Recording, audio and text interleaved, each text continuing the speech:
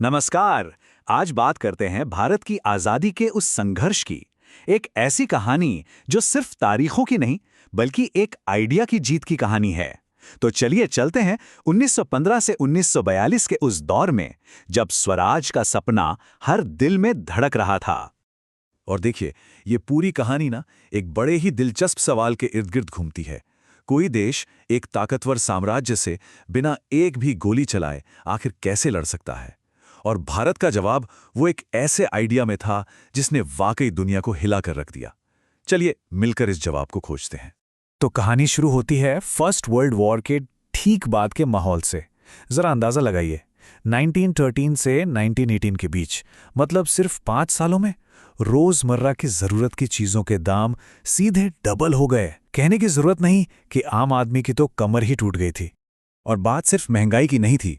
1921 का जो सेंसस हुआ, उसमें सामने आया कि अकाल और महामारी की वजह से करीब करीब 1 करोड़ 30 लाख लोगों की जान चली गई। इस भयानक तबाही ने लोगों के दिल में ब्रिटिश राज के खिलाफ जो गुस्सा था ना, उसे और भड़का दिया। तो माहौल बड़ा निराशा वाला था। और ठीक इसी बीच 1915 में एक शख्स भारत वापस लौटता है, महात्मा गांधी। और वो अपने साथ खाली हाथ नहीं लौटे थे। वो लाए थे लड़ाई का एक ऐसा तरीका, एक ऐसा हथियार जो पहले किसी ने नहीं देखा था, सत्याग्रह। अब ये सत्याग्रह सिर्फ कोई धरना या प्रदर्शन नहीं था। नहीं नहीं, ये तो अपने आप में एक पूरी फिलॉसफी थी। इसका जो कोर आइडिया था वो था सत्य की शक्ति। गांधी जी का मानना था कि भाई, अगर आपकी लड़ाई सच्ची है, अगर आप हक के लिए लड़ रहे हैं, तो आपको जीतने के लिए किसी लाठी डंडे या बंदूक की जरूरत नहीं है। ये लड़ाई हथियारों से नहीं, बल्कि जो आप पर जुल्म कर रहा है ना, उसकी अंतरात्मा को झिंझोड़ कर लड़ी जानी थी। लेकिन 1919 में अंग्रेजों ने दमन का एक नया रास्ता निकाला, रॉलेट एक्ट। सोचकर देखिए, एक ऐसा काला कानून जो सरकार को ये पावर देता था कि वो किसी भी भारतीय को बिना किसी सुनवाई के, बिना किसी मुकदमे के 2 साल तक जेल में डाल सकती है। भारतीयों ने खूब विरोध किया, पर उनकी एक नहीं सुनी गई। इसी कानून के विरोध की आग में घी डालने वाला दिन आया 13 अप्रैल 1919, जलियांवाला बाग। जनरल डायर ने बाहर जाने के सारे रास्ते बंद करवाए और हजारों निहत्थे लोगों पर गोलियां चलवा दी। उसका मकसद, जैसा उसने खुद कहा, सत्याग्रहियों के दिलों में डर और खौफ पैदा करना। इस एक घटना ने पूरे देश को अंदर तक हिलाकर रख दिया। जलियांवाला बाग की उस आग ने आजादी के संघर्ष को एक नए मोड़ पर ला खड़ा किया। 1921 में शुरू हुआ असहयोग आंदोलन, और इस बार आंदोलन के सेंटर में सिर्फ एक शब्द था, स्वराज, हमारा अपना राज। लेकिन ये जो शब्द था स्वराज, क्या इसका मतलब सबके लिए एक ही था? नहीं। अवध के किसानों के लिए स्वराज का मतलब था बेहिसाब लगान से छुटकारा। गुडेम हिल्स के आदिवासियों के लिए ये अपने जंगलों पर अपना हक वापस पाने की लड़ाई थी। और असम के चा बागानों में काम करने वाले मजदूरों के लिए, उनके लिए स्वराज का सपना था उन बागानों की कैद से आजाद होकर अपने गांव लौट जाना। शहरों में ये आंदोलन बड़े जोश के साथ शुरू तो हुआ, पर धीरे धीरे इसकी रफ्तार कम होने लगी। वजह बड़ी प्रैक्टिकल थी। विदेशी कपड़ों का बहिष्कार तो कर दिया, लेकिन जो खादी का कपड़ा था वो गरीबों के लिए बहुत महंगा पड़ता था। और ब्रिटिश स्कूल कॉलेज छोड़ने के बाद हमारे अपने जो संस्थान थे वो इतनी तेजी से बन नहीं पा रहे थे। और फिर फरवरी 1922 में चौरी चौरा की घटना हुई और सब कुछ बदल गया। वहां एक शांतिपूर्ण जुलूस एक हिंसक भीड़ में तब्दील हो गया। गांधी जी के लिए तो अहिंसा सबसे बड़ा सिद्धांत था। जैसे ही हिंसा हुई, उन्होंने बिना एक पल सोचे पूरे देश में चल रहे आंदोलन को वापस लेने का फैसला कर लिया। असहयोग आंदोलन के बाद कुछ साल भले ही शांत रहे हों, पर आजादी की आग अंदर ही अंदर सुलग रही थी। और बहुत जल्द ये संघर्ष एक ऐसे रूप में सामने आने वाला था जो ब्रिटिश सत्ता के लिए एक सीधी चुनौती थी। अच्छा, यहां यह समझना बड़ा जरूरी है कि ये जो 1930 का सविनय अवज्ञा आंदोलन था, वो 1921 वाले असहयोग आंदोलन से अलग कैसे था।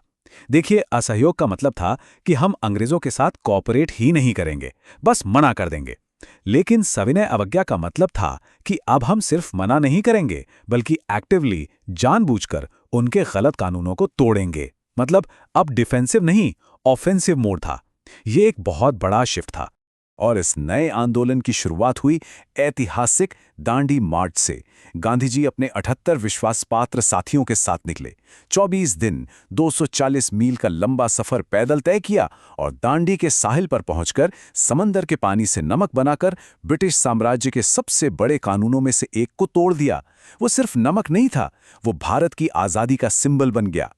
और ये एक चिंगारी थी जो पूरे देश में आग की तरह फैल गई। ब्रिटिश हुकूमत ने भी इसे बेरहमी से कुचलने की कोशिश की। 1 लाख से भी ज्यादा लोगों को गिरफ्तार कर लिया गया। इसमें औरतें और बच्चे भी शामिल थे। आंदोलन तो पूरे जोर पे था, लेकिन 1930 के दशक में राष्ट्रवादी आंदोलन के अंदर कुछ दरारें भी दिखने लगी। सबको एक साथ लेकर चलना अब एक बहुत बड़ी चुनौती बन गया था। और सबसे बड़ा और मुश्किल सवाल था दलितों के राजनीतिक अधिकारों का। इस एक सवाल ने उस दौर के 2 सबसे बड़े लीडर्स को आमने सामने ला खड़ा किया। एक तरफ थे डॉक्टर BR अंबेडकर। उनका कहना था कि दलितों को पृथक निर्वाचक मंडल मिलना चाहिए, मतलब दलित नेता को सिर्फ दलित ही वोट दें ताकि उनकी आवाज मजबूती से उठ सके। वहीं दूसरी तरफ थे गांधी जी। उन्हें डर था कि इससे हिंदू समाज हमेशा हमेशा के लिए बढ़ जाएगा। उनका सुझाव था आरक्षित सीटें, जहां कैंडिडेट तो दलित हो पर वोट सब लोग दें। आखिरकार 1932 में पूना पैक्ट के जरिए एक बीच का रास्ता निकाला गया। दलितों को आरक्षित सीटें तो मिली, पर उन्हें चुनने का अधिकार जनरल वोटर्स को दिया गया।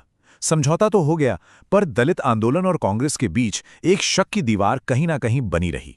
अब लड़ाई अपने आखिरी और सबसे निर्णायक दौर में पहुंच रही थी, लेकिन इस फाइनल कॉल से पहले पूरे देश को एक धागे में पिरोना बहुत जरूरी था, और इसके लिए एक साझी पहचान, कॉमन आइडेंटिटी बनाने की कोशिशें हुईं। भारत माता की तस्वीर ने देश को एक मां का चेहरा दिया। तिरंगे स्वराज झंडे ने एक साझा प्रतीक दिया, और अपने शानदार इतिहास की कहानियों को फिर से याद करके लोगों में एक गर्व का एहसास जगाया गया। इन सब ने मिलकर करोड़ों लोगों में अपनेपन की वो भावना पैदा की जो एकता की सबसे बड़ी ताकत थी। और फिर वो दिन आया, 8 अगस्त 1942। गांधी जी ने आज़ादी के लिए आखिरी और सबसे बड़ा आह्वान किया, भारत छोड़ो। और उन्होंने एक मंत्र दिया, करो या मरो। हम या तो भारत को आज़ाद कराएंगे या इस कोशिश में अपनी जान दे देंगे। ये आज़ादी के लिए आखिरी जनसंग्राम था।